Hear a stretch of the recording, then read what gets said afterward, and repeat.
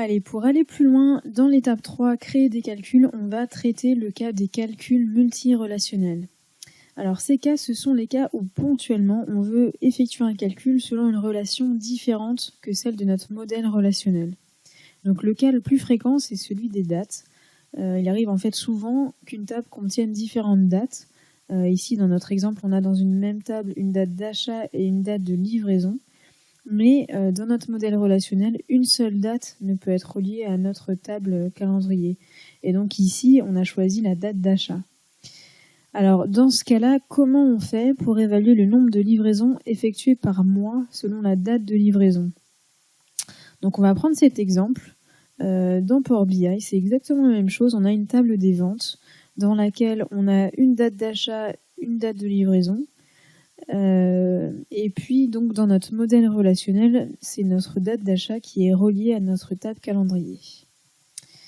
Voilà, et donc si je calcule de manière entre guillemets artisanale le nombre de livraisons par mois selon la date de livraison, je vais ajouter dans cette table, la table de mes ventes, une colonne avec le mois de livraison. Donc c'est tout simple, je vais rajouter une colonne calculée que je vais appeler mois de livraison, et donc c'est months de ma date de livraison. Et donc je vais créer un tableau dans lequel je vais mettre en ligne le mois de livraison, et puis ensuite je vais compter mon nombre de livraisons par mois, et donc je vais placer mon champ date livraison que je vais compter. Voilà, c'est tout simple, mais voilà, c'est une manière fiable de calculer tout ça. Maintenant, si je veux calculer de manière plus carrée, donc c'est-à-dire en créant une mesure qui s'appuie sur les dates du calendrier, parce que je vous le rappelle, le calendrier doit toujours me servir de référentiel temps, ça c'est une bonne pratique. Donc je mets dans un tableau le nom des mois de mon calendrier, et je calcule le nombre de livraisons. Donc je crée une mesure, parce que j'applique un calcul à un ensemble de lignes. Cet ensemble de lignes, c'est en fait... elles sont relatives à chaque mois pour lequel je vais évaluer cette mesure. Et donc cette mesure, je l'appelle nombre livraison, et c'est égal donc au count, puisque je compte le nombre de lignes, de date de livraison de ma table vente. Voilà. Je vais placer donc cette mesure dans mon tableau, et là, on voit que les deux résultats sont différents. Donc j'ai un problème. Alors, qu'est-ce qui se passe ? En fait, il se passe bien ce qu'on craignait, c'est-à-dire que ma mesure, elle s'appuie sur les relations définies dans mon modèle relationnel. Donc, c'est-à-dire celle qui est entre la date du calendrier et la date d'achat. D'où, en fait, le décalage, parce que le mois d'achat n'est pas forcément le même que le mois de livraison. Je peux très bien acheter quelque chose fin janvier et être livré mi-février. Donc, heureusement, il existe une formule magique pour se sortir de là, c'est la fonction useRelationship.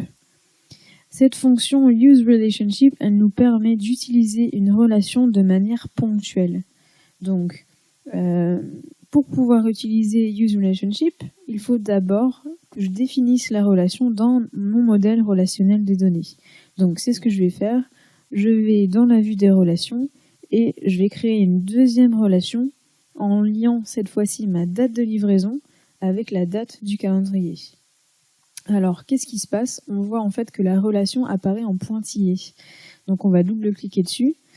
Et qu'est-ce qu'on voit ici ? Que la relation n'est pas active. Donc, c'est normal parce qu'on a deux relations différentes sur deux mêmes tables. Donc, Power BI en fait doit, entre guillemets, en choisir une. Ou plutôt, il faut en définir une pour lui. Et par défaut, c'est la première créée. Sinon, voilà, c'est l'anarchie, quoi. Power BI, il ne sait pas sur quelle date appliquer ses filtres et effectuer ses calculs, donc il faut vraiment qu'il n'ait qu'une seule relation pour un champ donné, ici mon champ date, vers une autre table, quoi. Donc, maintenant qu'on a défini une deuxième relation, même si elle n'est pas active pour l'instant, ce n'est pas grave, on va pouvoir quand même utiliser useRelationship, et c'est exactement à ça que sert cette fonction. Elle sert à activer cette relation, mais de manière très ponctuelle, c'est-à-dire seulement pour l'évaluation d'un calcul. Donc ici, c'est notre mesure sur le nombre de livraisons. Donc, on va créer une autre mesure, on va l'appeler nombre livraison corrigé, pour pas perdre quand même notre première mesure, et on va utiliser calculate, parce qu'on va réévaluer notre nombre de livraisons selon notre autre relation. Donc on va calculate notre nombre de livraison en utilisant useRelationship, donc cette relation qui existe entre la date de ma table calendrier et la date livraison de ma table des ventes.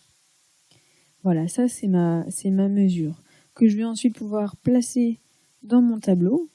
Et voilà, ici j'ai bien le nombre de livraisons par mois de livraison. Parce que grâce à cette mesure et cette fonction useRelationship, j'ai ponctuellement activé ma relation entre ma date de livraison et la date de mon calendrier. Donc voilà, tout ça se fait de manière beaucoup plus propre, c'est-à-dire que tout se fait en fonction de mon référentiel temps, qui est le calendrier.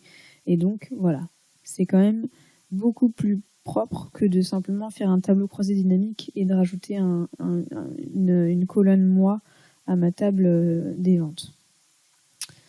Voilà, donc retenez vraiment que grâce à la fonction useRelationship, on peut activer ponctuellement une relation entre deux tables. Très très pratique.